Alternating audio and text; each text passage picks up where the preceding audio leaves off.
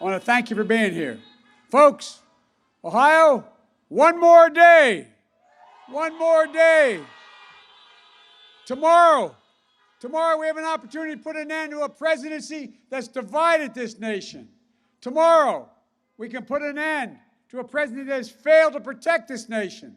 And tomorrow, we can put an end to a president that has fanned the flames of hate all across this country. Millions of Americans have already voted. Almost 100 million have voted so far. 100 million voted already. And more are going to vote today. And my message is simple. The power to change the country is in your hands. I don't care how much Donald Trump tries. There's nothing he's going to do to stop the people in this nation from voting. Folks, he hadn't figured it out. Presidents don't determine who gets to vote. Voters determine who's going to be the president. And when America votes, America will be heard. And when America's heard, I believe the message is going to be loud and clear. It's time for Donald Trump to pack his bags and go home. We're done. We're done with the chaos. We're done with the tweets, the anger, the hate, the failure, the irresponsibility. We've got a whole lot of work to do. And if I'm elected your president, I'm going to act, and I'm going to act on day one. Folks, we're going to act to get this COVID under control. On day one of my presidency, we're going to put into action a plan that I've been talking about for months and he's been paying no attention to. Masking, social distancing, testing, tracing. A plan for a fair and full and free distribution of therapeutics and vaccines when we get one. Imagine where we'd be had this president from the beginning just wore a mask instead of mocked wearing a mask. I can tell you this. We wouldn't have 9 million confirmed COVID cases in this nation. We wouldn't have over 230,000 deaths. We wouldn't be seeing those new record numbers of cases we're seeing every single day right now. Nearly 100,000 cases in one day, just 2 days ago. 100,000 new cases. We wouldn't be facing another 200,000 projected deaths in the next few months. This president knew last January the virus was deadly, but he hid it from the American people. He knew it was worse than the flu. He lied to the American people. He knew it wasn't going to disappear, but he kept telling us a miracle was coming. And just Friday, he had the gall. Think of this now. The President of the United States of America, who's responsible for so many deaths, he had the gall to suggest that American doctors, the people who have been on the front lines of this crisis for 9 months, along with nurses and so many others, many of whom have died, to suggest that doctors are falsely inflating deaths due to COVID because they want to make more money. I'm serious, man. This guy's a disgrace. The people of this nation have suffered. They've sacrificed for 9 months, none more than those doctors and nurses and those healthcare workers. And this president is questioning their character, their integrity, their commitment to their fellow Americans. As I said, it's a disgrace. And last night, Trump said he was going to fire Dr. Fauci. Isn't that wonderful? I got a better idea. Elect me and I'm going to hire Dr. Fauci. And we're going to fire Donald Trump.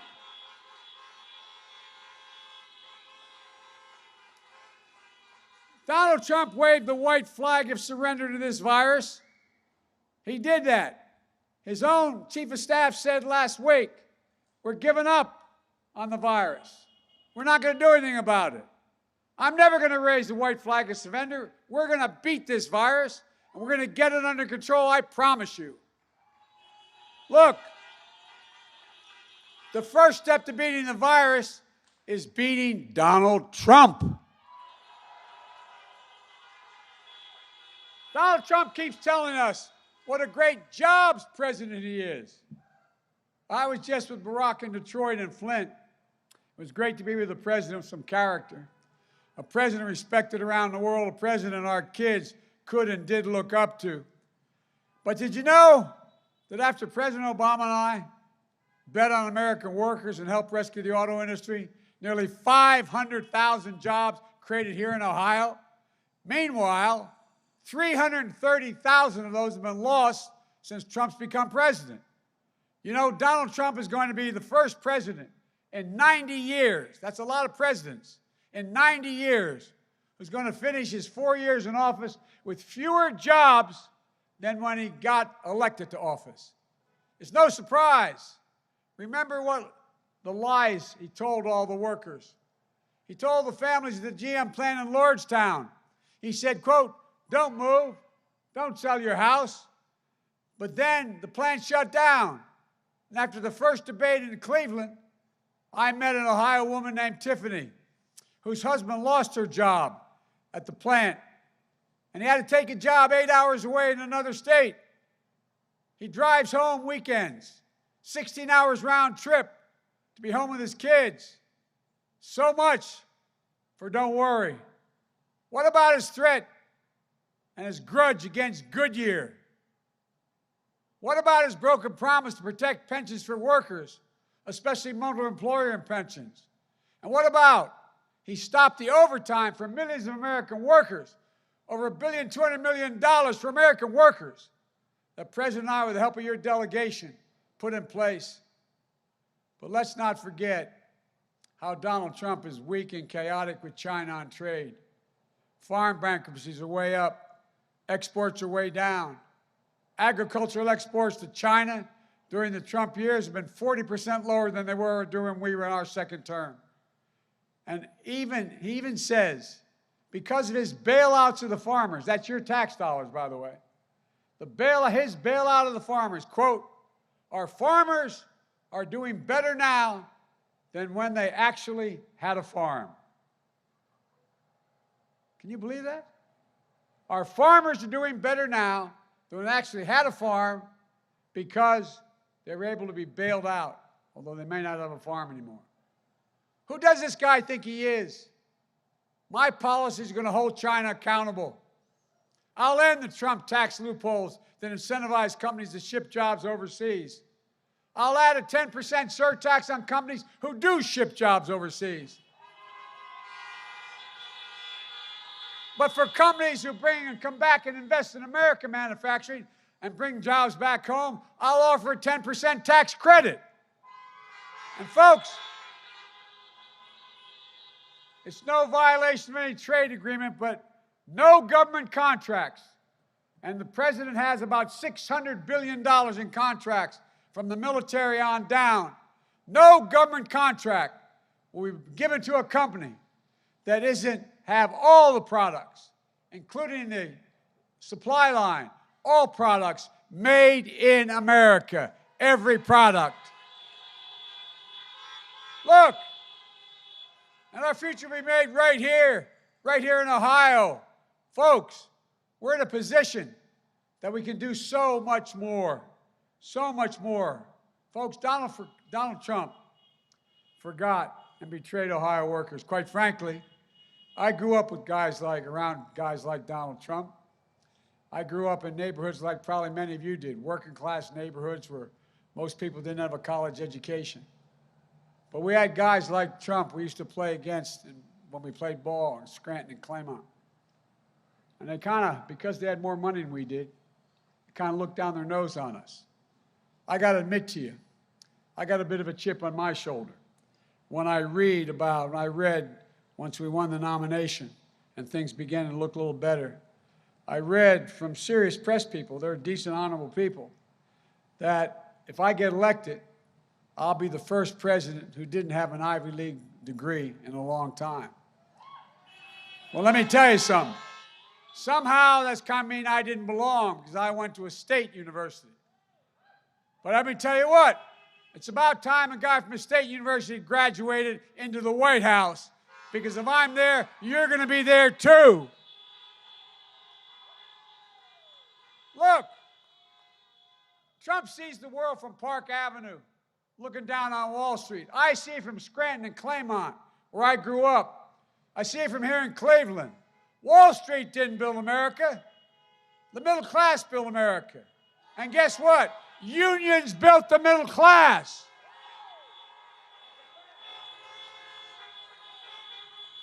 I think it's long past time we start rewarding work, not wealth in this country. Under my plan, if you make less than $400,000, you won't pay a single penny more in taxes. You have my word on it. But I tell you what, the wealthiest among us, big corporations, 91 of which don't pay any tax, that paid zero federal income tax, they're going to start paying their fair share. Why? This is literature. Why should a firefighter, an educator, a cop, why should a welder, why should a steel worker pay at a higher tax rate than the super wealthy? It's not right. Why should you pay more taxes than Donald Trump, for God's sake? Look, I released 22 years of my tax returns. You can look them up online. Donald Trump didn't release any. I wonder what the hell he's hiding. I wonder why he won't let anybody know what his tax returns are. Who's he owe the money to? This is the guy, by the way, we found out recently, has a secret bank account in China. Paid 50 times more tax in Beijing than he did in the United States. And overall, the one income tax the New York Times got, he paid $750 in federal taxes. How about you? And when he was asked how he could pay so little, remember what he said? He said, because I'm smart.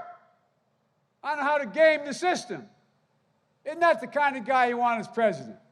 That can game the system, be a billionaire and pay $750 in taxes, while you all break your necks, and pay a fair share. We're going to act to protect health care, by the way. Trump and Republicans just jammed through a new Supreme Court nomination for one basic reason. Within a week after the election, they're going to be before the Supreme Court, and this new nominee is going to be on the court. And it's all about destroying the Affordable Care Act, getting rid of it completely. They've been trying to do it now for 9 years. If they get their way, 100 million Americans will lose protections for pre-existing conditions, including nearly 5 million folks here in Ohio. Look, Donald Trump doesn't understand health care. He thinks it's a privilege. I think health care is a right.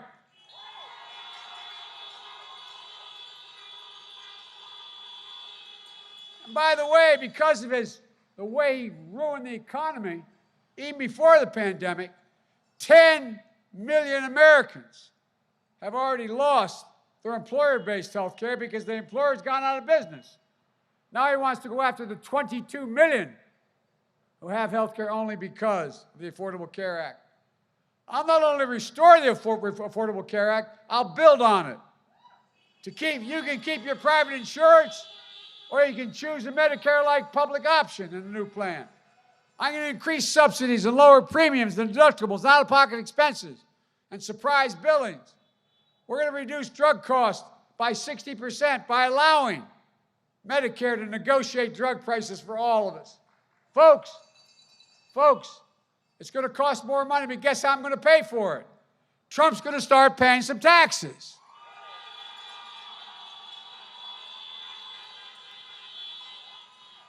We're going to make sure we keep protections for people with pre-existing conditions. Meanwhile, the Social Security actuary, the person who runs the Social Security Department, says if Donald Trump's plan that he announced, if he's reelected, he's going to put in place, if in fact it's put in place, it would bankrupt Social Security by 2023. This guy really cares a lot about us, doesn't he? He really understands. We've been busting our neck, my parents before me and everyone else, paying into Social Security. So go home and tell your parents and grandparents what a great deal they're going to get if Trump gets reelected. But folks, the fact is I'm going to protect your Social Security. I guarantee it. because I got people behind me going to make sure it's protected. We're going to protect Social Security, and we're going to have a situation where, guess what? We have a majority in the United States Senate.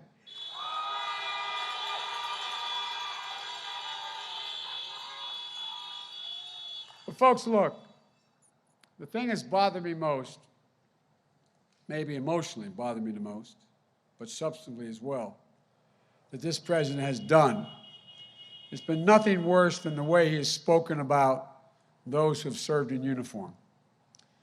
He called y'all losers and suckers. My son, Beau, was the Attorney General of the state of Delaware. My son, Beau, volunteered. He had to give up the seat of Attorney General and volunteer to go to Iraq for a year. He won the Bronze Star, the Conspicuous Service Medal, and he saw other people die in Iraq. He was not a loser. He was not a sucker. He was a patriot. Just like all your sons and daughters, parents and grandparents who served. Folks, 6 generals who worked in the White House with the President of the United States and admirals, worked in his administration, have since left, and they've said he is unfit to be commander-in-chief. Best of my knowledge, Sherrod, that's never happened before for any president of the United States. And that's why Special Operations Commander Stanley McChrystal, as well as the Commander of Special Ops and the Navy SEALs who took out bin Laden, along Bill McRaven, Admiral McRaven, along with 22 other 4-stars, they've endorsed me, saying they'd be proud to have me as their commander-in-chief. This president likes to portray himself as a tough guy, the macho man. When's the last time you saw a president of the United States literally being laughed at by the world leaders when he spoke at the United Nations? I don't ever recall that ever happening. And can you believe when the president of the United States, who acts like Vladimir Putin's puppy, Putin put bounties on the heads of American soldiers in Afghanistan. Trump spoke to him 6 times, and he was too frightened to challenge him. Why? Donald Trump's not strong, he's weak. This is a president who not only doesn't understand sacrifice, he doesn't understand courage, physical courage, it takes for so many of you to put on that uniform. We must support our military. And let's make this vote for them as well. God love them. Look, we have to vote to meet the challenge of the climate crisis as well. We can act to meet that climate crisis. Trump calls climate crisis a hoax. I see it as a great opportunity to improve our health as well as create millions of good-paying jobs. I see Americans working to build and install 500,000 charging stations all across this country. American consumers switching to clean electric vehicles. We can own the electrical vehicle market, creating millions of jobs here in Cleveland and in Ohio and in Detroit. Folks, I see the federal government harnessing the purchasing power by buying these electric vehicles, made in America, made in Ohio, made in Detroit, made in America. It's going to mean 1 million, according to the experts, 1 million new good-paying auto jobs in the automobile industry alone. Folks, if we don't act, China's going to own the market. China's going to own it all. And we will act, in addition to deliver racial justice in America. Folks, protesting is not burning and looting. Violence must never be tolerated, and it won't. But these protests are a cry for justice. The names of George Floyd, Breonna Taylor, Jacob Blake will soon not be forgotten. You know, I met with all these families. When I met with Floyd's little girl, I think she was 6 years old, I knelt down to say her, to be at eye level with her. And she looked at me and she said, swear to God, said, Mr. Vice President, my daddy is going to change in the world. My daddy's going to change the world. Folks, I'm not going to forget, you're not going to forget, this country's not going to forget. This is going to inspire a new wave of justice in America. But guess what? Because we have the X generation, the Z generation, that in fact is the most open, least prejudiced, best educated generation in American history. They're already moving. They're already insistent on justice. They know who we are. A new wave of justice in America, but also true justice isn't just about how they deal with police. It's about jobs. It's about building wealth. It's about families. It's about education. It's about opportunity. It's about being able to make a decent living. Nobody should have to work 2 jobs to stay out of poverty. That's why, honk if you agree with me that a $15 minimum wage is just necessary nationwide. Honk.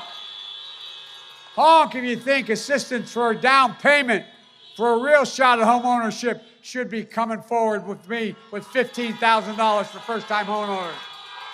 To start a small business, send a child to college debt-free. Folks, Ohio, in 2008 and 2012, you placed your trust in me and Barack. In 2020, I'm asking you to trust me again. I'm proud of the coalition this campaign has built to welcome Democrats, Republicans, and Independents. I'm running as a proud Democrat, but I'll govern as an American president.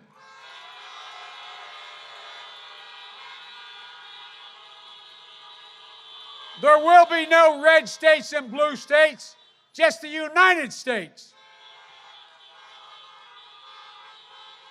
And I promise you, I'll work as hard for those who don't support me as those who do.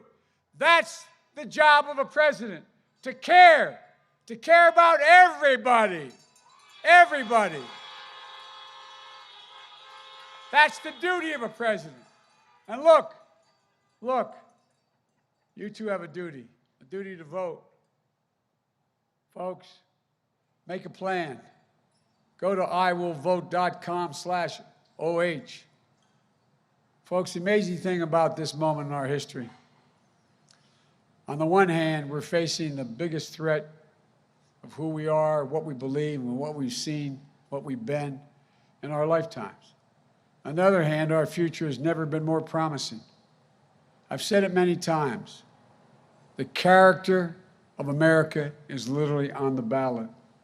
The character of our country. But I'm more optimistic about America's future today than when I was elected to the United States Senate as a 29-year-old kid. Let me tell you why. We are better positioned than any nation in the world to lead the 21st century. Our workers are 3 times as productive as other workers. We have the biggest economy in the world. We have the strongest military in the history of the world. We have the most innovative entrepreneurs in the world. And we are virtually energy independent. We have more great research universities in America than all the rest of the world combined, out of which all these new inventions have occurred. No other nation can match us. We lead by the example of our power, not just by the power, but by the power of our example. The only thing that can tear America apart is America itself. And that's exactly what Donald Trump has tried to do from the beginning of his campaign. Divide America. The only way he can win, separate us. Pit Americans against one another based on race, gender, ethnicity, national origin. It's wrong. It's not who we are, but it's his only prospect. Everybody knows who Donald Trump is. Let's keep showing them who we are. We choose hope over fear. We choose unity over division. We choose science over fiction. And yes, we choose truth over lies. Folks, it's time to stand up.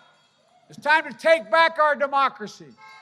We can do this. We're so much better than this. We can be our best.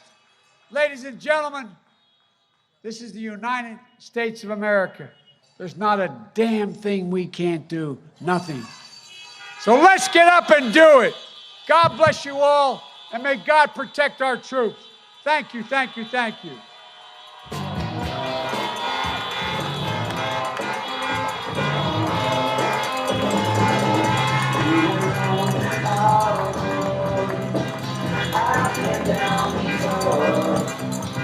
Riding along, singing,